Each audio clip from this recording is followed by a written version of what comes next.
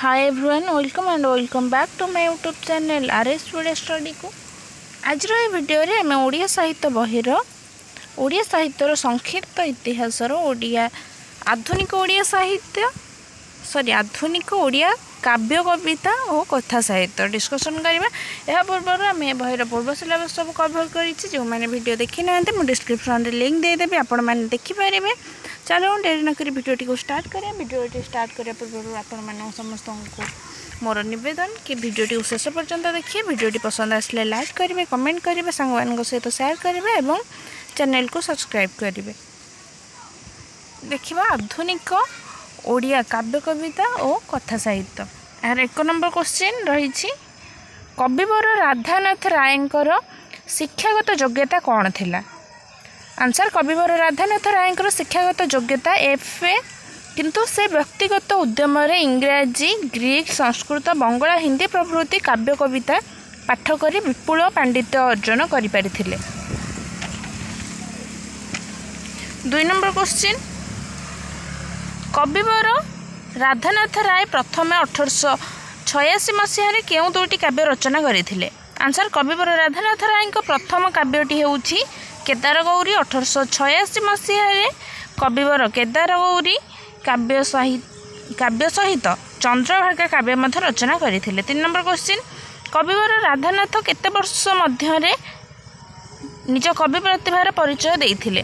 Answer कविवर राधानाथ 1886 मसीह 1896 मसीह मध्य अर्थात 10 वर्ष मध्य निज कवि प्रतिभार परिचय देइथिले।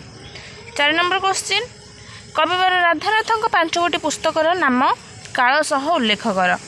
कविवर राधानाथ राय 5 गोटी पुस्तकर नाम हेउछि 1 नंदीकेश्वरी 1887 मसीहा, 2 उषा 1888 मसीहा, 3 पार्वती 1890 मसीहा, 4 चिलिका 1892 मसीहा, 5 महाजात्रा 1893 मसीहा। 5 नंबर क्वेश्चन राधानाथ दरबार केउं प्रकार काव्य? राधानाथ दरबार एक हास्य और व्यंग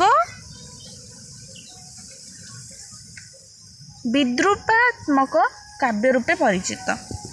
6 नंबर क्वेश्चन राधानाथ रचित चिलिका क्यों प्रकार काव्य? राधानाथ रचित चिलिका एक खंड काव्य रूपे परिचित। चिलिकार प्राकृतिक परिवेश वर्णन और विभिन्न दृश्य चित्रण कवि वर्णना चातुरी बेस असाधारण। 7 नंबर क्वेश्चन राधानाथ क्यों रचना आधुनिक युगर पूर्वभोगर एक उच्चकोटीर काव्यकृति रूपे दंड्यमान? कविवर राधानाथ महाजात्रा महाकाव्य आधुनिक युगर पूर्वभागर एक उच्चकोटीर काव्यकृति रूपे दंड्यमान।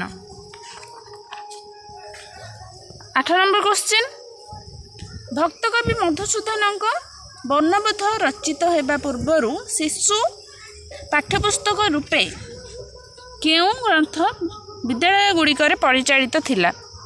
आंसर भक्तकवि मधुसूदन वर्णबोध रचित होगा पूर्वर शिशु पाठ्य पुस्तक रूपे वर्णबोधक विद्यालय गुड़िकर प्रचलित थिला।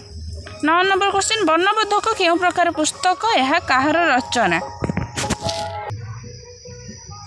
वर्णबोधक एक शिशु पाठ्य पुस्तक यह प्रथमे गोविंद रथ रचना करथिले जहाँ बहु वर्ष पर्यंत शिशु पाठ्य रूपे ओडिशार विद्यालय गुड़िकर प्रचलित थिला। 10 नंबर क्वेश्चन राधानाथ केदार गौरी केउं प्रकार काव्य यार कहानी को कवि केउठारु आहरण करथिले? राधानाथ केदार गौरी एक वियोगात्मक काव्य कवि ग्रीक देशर कवि ओभिड मेटामॉर्फोसिस काव्य रचना करथिले। एही कथावस्तु को कवि ओभिड को ठारु आहरण करी केदार गौरी काव्य रचना करथिले। वीडियोटी को ये रखिए। वीडियोटी पसंद आसले लाइक करेंगे, कमेंट करेंगे, सांग सहित शेयर करेंगे और चैनल को सब्सक्राइब करें बिल्कुल भी भूलें नहीं। एवं कमेंट माध्यम निश्चय जानवे नेक्स्ट वीडियो में क्यों टॉपिक नहीं आसबि। वीडियो को शेष पर्यंत देखि धन्यवाद।